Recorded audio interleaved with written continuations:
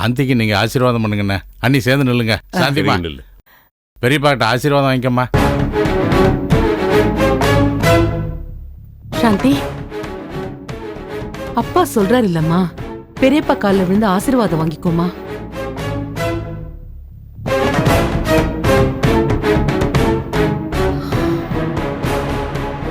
என்னால கொலைக்காரன் காலில் எல்லாம் விழ முடியாது.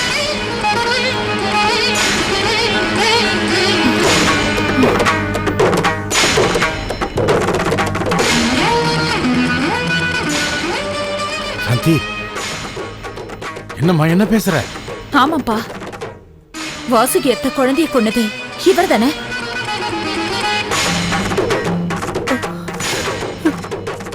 சாந்தி, சரியான நேரம் பார்த்து விஷயத்த சபையில போட்டு உடைச்சிட்டா. இப்பதான் என் மனசு குளுகுளுன்னு இருக்கு.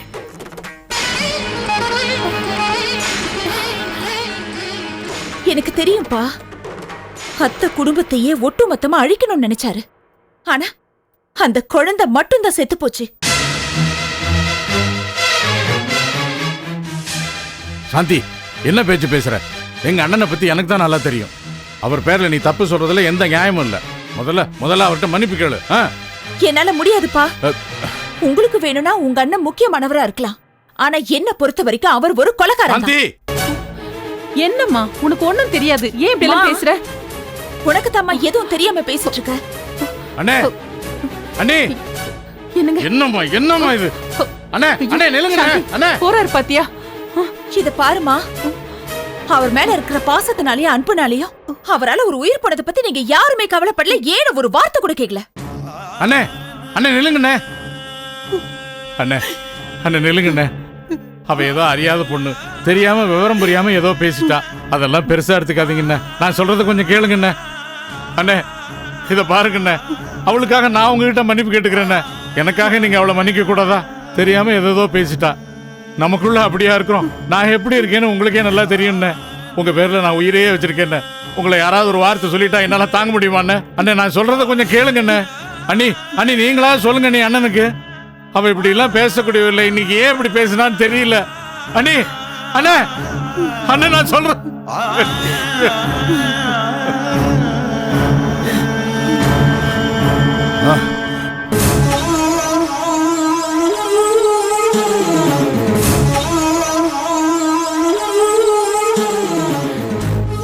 சாந்தி, என்னம்மா இப்படி ஒரு காரியத்தை பண்ணிட்ட? நீ இப்படி எல்லாம் பேசுவே நடந்துப்பேன்னு நான் கொஞ்சம் கூட நினைச்சு கூட பார்க்கலம்மா. எங்க அண்ணன் உன் பெரியப்பாவை போய் நீ இப்படி எல்லாம் பேசினா என்னம்மா நியாயம்?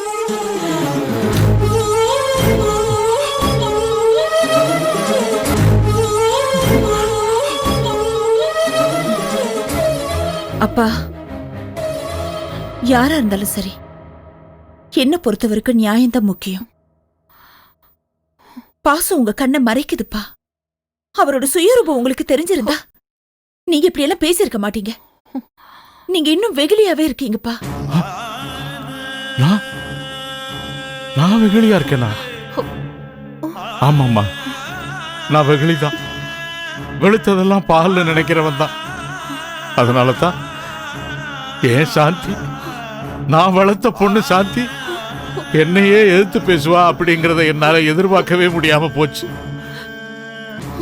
அப்பா, தப்ப சுட்டி காட்டுறது, தட்டி கேக்குறதோ, எதிர்த்து பேசுறதோ ஆயிடாதுப்பா.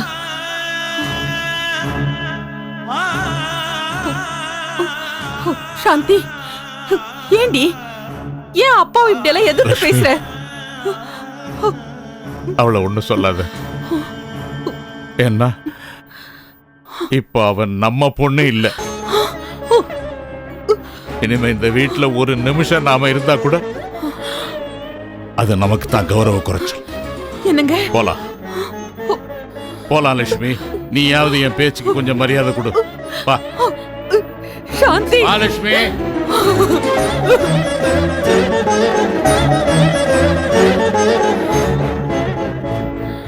சாந்தி, நீ எதுக்கும் கவலைப்படாத.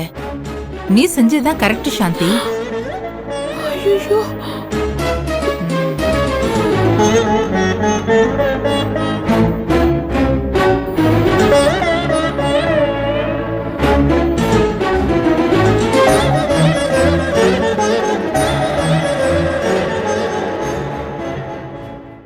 வாசுகி, வாசுகி, எங்க போயிட்டா இவ? வாசுகி, என்னத்த வினோத் எங்க ஆளைய காணா? அவன் காலையில அந்த கேடு கட்டவங்க குடும்பத்து கல்யாணத்துக்கு போறேன்னு சொன்னான். அதான் ரூம்ல போட்டு அடைச்சு வச்சிருக்கேன்.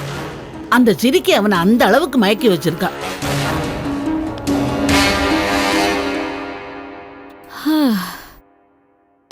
அப்பா என்ன கூட்டம், முடியல, ஒரு வழி பண்ணிட்டாங்க. கல்யாண மண்டபத்துல பாம் இருக்குன்னு சொல்லிட்டாங்க. ஏய், நீ எங்க போயிருந்த?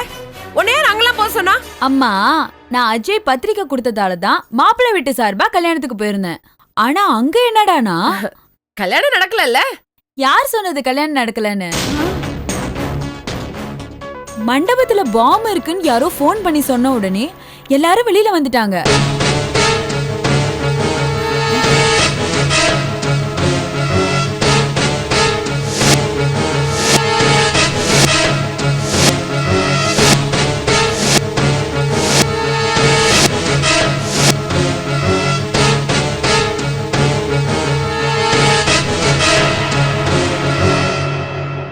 அது மட்டும் இல்லாம மண்டபத்துல இருந்த பாமையும் போலீஸ் கண்டுபிடிச்சிட்டாங்க.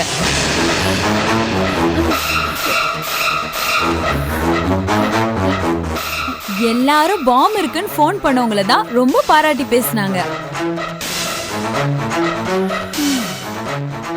கணேசன்ல இருந்து மண்டபத்துக்கு வந்த அத்தனை பேரும் ஃபோன் பண்ணவங்க நல்லா இருக்கணும், அவங்க மனுஷங்கள்ல தெய்வம் அப்படி இப்படின்னு அவங்கள பத்தி மண்டபம் முழுக்க ஒரே புராணம் தான். மா, காஃபி போடு, தலைவலிக்குது.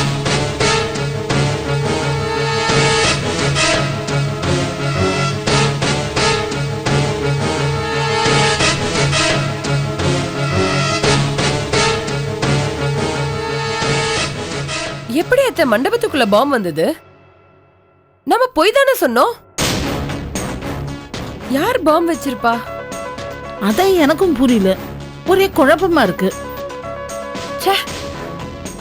அவன் அவமானப்பட்டு நிப்பான்னு பார்த்தா கடைசியில இப்படி ஆயிடுச்சு.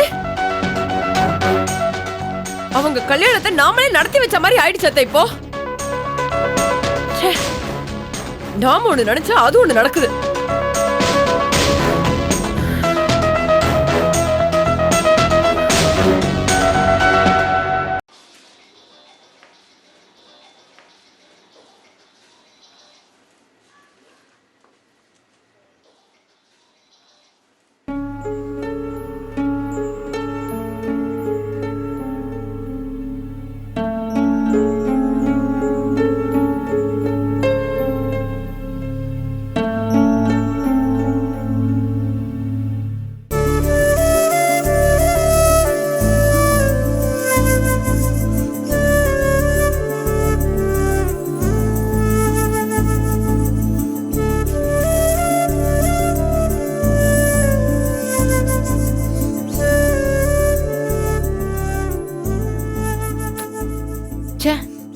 போனை மிஸ் பண்ணதால யாரையுமே காண்டாக்ட் பண்ண முடியல. என்ன நடந்துச்சு, எங்க இருக்காங்க, ஒண்ணுமே தெரியல.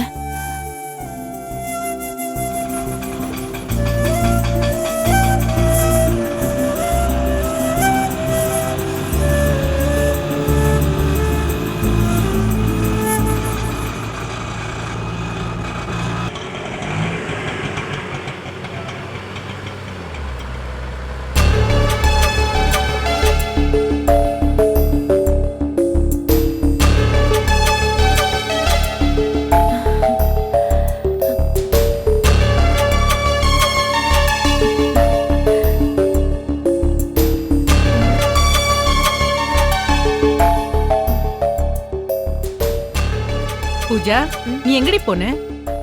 ஏன் போன் ஆஃப்லயே இருக்கு? போன் மண்டபத்துல எங்கேயும் தொலைஞ்சு போயிடுச்சுமா, அதான் உங்களை காண்டாக்ட் பண்ணவே முடியல. ஆமா, அக்காவும் அத்தானும் எங்க?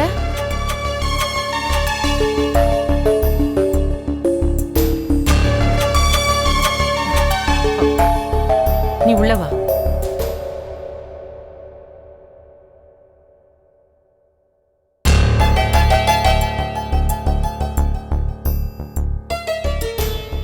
என்னப்பா, அக்காவும் அத்தானும் எங்க? கல்யாண மண்டபத்தில் நடந்த கலவரத்துல என் மொபைல வேற மிஸ் பண்ணிட்டேன். யாரையுமே காண்டாக்ட் பண்ணவே முடியல. அதுக்கப்புறம் நான் அத்தான் வீட்டுக்கு போனேன். அங்கேயும் யாருமே இல்ல. அதுக்கப்புறம் கமிஷனர் வீட்டுக்கு போய் அவரை பார்த்து அங்கிருந்து போலீஸ் ஸ்டேஷனுக்குள்ள போய் கம்ப்ளைண்ட் கொடுத்து இங்க வந்து பார்த்தா இங்கேயும் யாருமே இல்ல. நீங்க என்னடானா அம்மாவும் நீங்களும் மட்டும் தனியா வரீங்க. என்னப்பா ஆச்சு? ஏன்பா கோவமா இருக்கீங்க? இந்தாங்க. அம்மா என்னம்மா அப்பா ஏன் கோவமா இருக்காரு?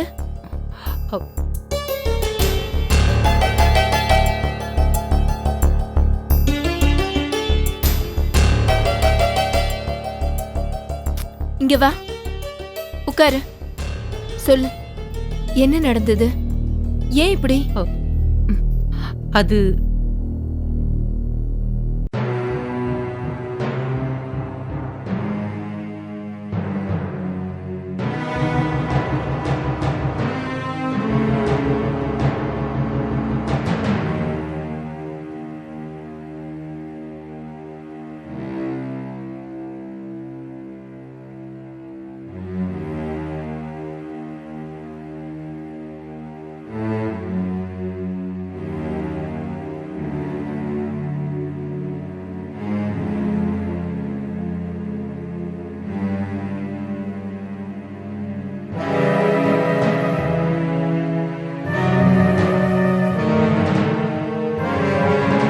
இருந்தது.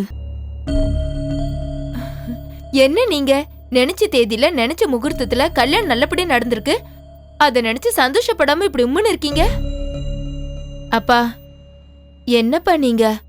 அக்கா கல்யாண நாள் அதுவுமா இப்படி பேசிட்டீங்க. அவ மனசு எவ்வளவு வருத்தப்படும் கொஞ்சம் யோசிச்சு பாத்தீங்களா? கேட்க மாட்ட பின்ன. அடுத்தவங்க மனசை சரியா புரிஞ்சுக்காம மத்தவங்க மனசு வேதனைப்படுமேன்னு கொஞ்சம் கூட நினைச்சு பார்க்காம இவ பாட்டு இஷ்டத்துக்கு என்னமோ கண்ணாபின்னு பேசிட்டாள. எங்க அண்ணனை எதிர்த்து இதுவரைக்கும் ஒரு வார்த்தை கூட நான் பேசினது இல்ல. இவ பேசிட்டா இஷ்டத்துக்கு. எங்க அண்ணனை பத்தி என்ன விட இவளுக்கு என்ன பெருசா தெரியும்? இல்ல தெரியாம தான் கேக்குறேன்.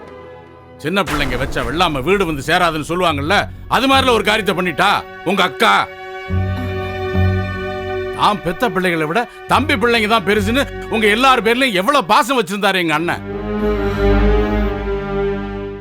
அவ இப்ப பண்ணிருக்கிற காரியத்தால எங்க அண்ணன் மனசு என்ன பாடுபட்டு இருக்கும் அப்படின்னு கொஞ்சமாவது யோசிச்சு பார்த்தாளா உங்க அக்கா சாந்தி? அப்பா அக்கா பண்ண தப்புதான், ரைட்டு, நான் சொல்லல. ஆனா இது அவள பண்ணலப்பா. இதுக்கு காரணம் அந்த ஆண்டாளத்தை தான்.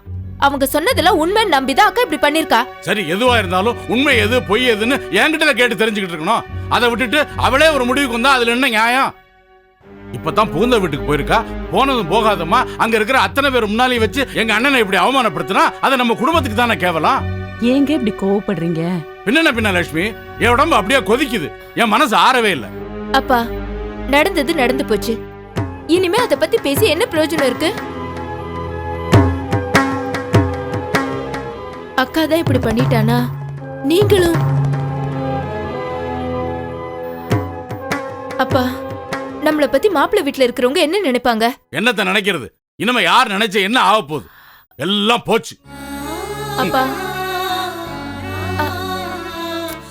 என்னம்மா நீயாவது அப்பாவை சமாதானப்படுத்திருக்கலாம்ல. நான் எவ்வளவோ சொல்லிட்டேம்மா. ஆனா உங்க அப்பா கேட்கல. ஆனாலும் உங்க அக்கா அப்படி பேசிருக்க கூடாதுமா. சரி, நான் போய் அக்காவை பார்த்து பேசிட்டு வரேன். என்னோட பழைய போனை எங்க வச்சேன்? அதா அது வீரக்குள்ள இருக்கு, நீ போய் எடுத்துக்கோ. சரி, நான் எடுத்துட்டு கிளம்புறேன். சரி.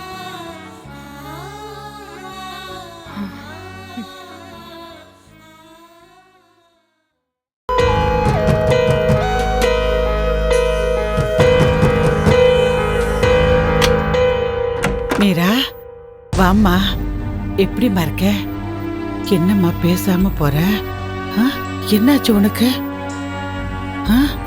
சொல்லு மீரா, எங்கம்மா போயிருந்த? எதுவுமே பேச மாட்டேங்கிற. 10 நாளா ஒரு போனும் காணோம். என்னதான் ஆச்சு உனக்கு? அது ஒரு பெரிய கதைமா. உன்னை 10 நாளா பார்க்காம மனசே சரியில்லைம்மா. உனக்கு ஏதாச்சோ என்னாச்சோன்னு பயந்துட்டேம்மா. உன் பயம் ஒரு வகையில சரிதான். என்னம்மா சொல்ற? அம்மா, நான் சொல்றத கேட்டு பதட்டப்படாத. கௌதம் அவன் வேலைய என்கிட்டயே காட்டிட்டான். கௌதம் எங்க அவன் கல்யாணத்துல நான் பிரச்சனை பண்ணிடுவேணும்னு பயந்து ரவுடிஸ் வச்சு என்னை கடத்திட்டான். மீரா, பயப்படாதீங்கம்மா, நீங்க பயப்படுற அளவுக்கு எதுவுமே ஆவல. எப்படியும் நான் அந்த ரவுடிங்க கிட்ட இருந்து தப்பிச்சிட்டேன். ஆனா மறுபடியும் அவங்க கிட்டே நான் மாட்டிக்கிட்டேன். அப்புறம்தான் என்ன பண்றதுன்னு யோசிச்சேன்.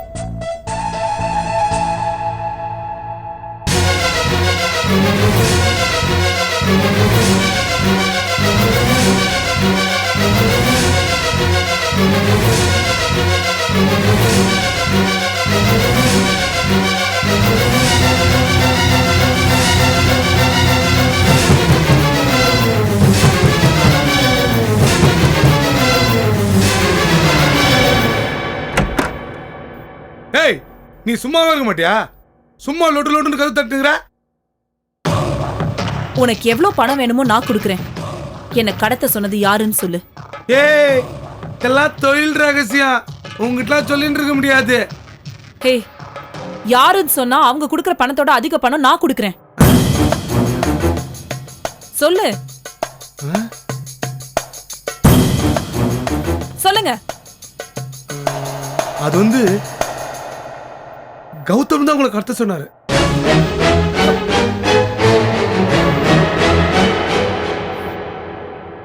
சரி, இப்ப நான் சொல்ற மாதிரி நீங்க கேளுங்க.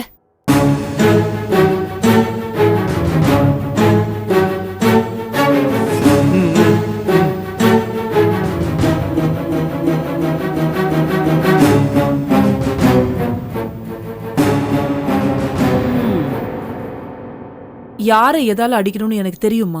அதான் அந்த ரவுடிஸை வச்சே நான் ப்ளே பண்ணேன். அவங்களும் நான் சொன்ன பேச்சு கேட்டாங்க. சரி, கௌதமுக்கும் அவளுக்கும் கல்யாணம் நடந்துச்சா? நடந்துச்சுமா. ஆனா கல்யாண மண்டபத்துல இல்ல. கல்யாண மண்டபத்துல பாம்பு இருக்குன்னு சொல்லி அதை கண்டுபிடிச்சாங்க. அதனால அந்த விஸ்வநாதனுக்கு ஹார்ட் அட்டாக் வந்துருச்சு. அவன் இப்போ ஹாஸ்பிட்டல்ல தான் இருக்கான். கல்யாணமும் அவசரமா அங்கதான் நடந்தது. அது சரிம்மா, கல்யாண மண்டபத்துல பாம் யார் வச்சிருப்பாங்க? யாருக்கு தெரியுமா? அந்த விஸ்வநாதனால நம்ம குடும்பம் பாதிக்கப்பட்ட மாதிரி இன்னும் எத்தனையோ குடும்பங்கள் பாதிக்கப்பட்டிருக்கலாம். அவனும் அவன் பிள்ளைகளும் செஞ்ச பாவம் அவனை சும்மா விட்டுருமா என்ன? நாம அவனுக்கு கல்யாணம் நடக்க கூடாதுன்னு நினைச்சோம். ஆனா அவனுக்கு கல்யாணம் நடந்துருச்சே, என்ன பண்றது? அவனுக்கு கல்யாணம் மட்டும்தாம்மா நடந்திருக்கு. இனிமே நடக்க வேண்டியதெல்லாம் எப்படி நடக்குதுன்னு நானும் பாக்குறேன். நடக்கவும் விட மாட்டேன்.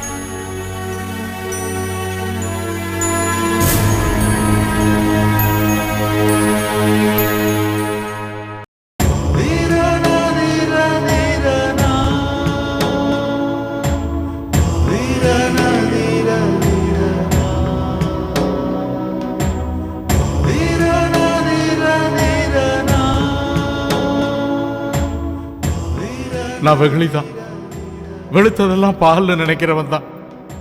அதனால தான் ஏன் சாந்தி, நான் வளர்த்த பொண்ணு சாந்தி என்னையே எதிர்த்து பேசுவா அப்படிங்கிறத என்னால எதிர்பார்க்கவே முடியாம போச்சு.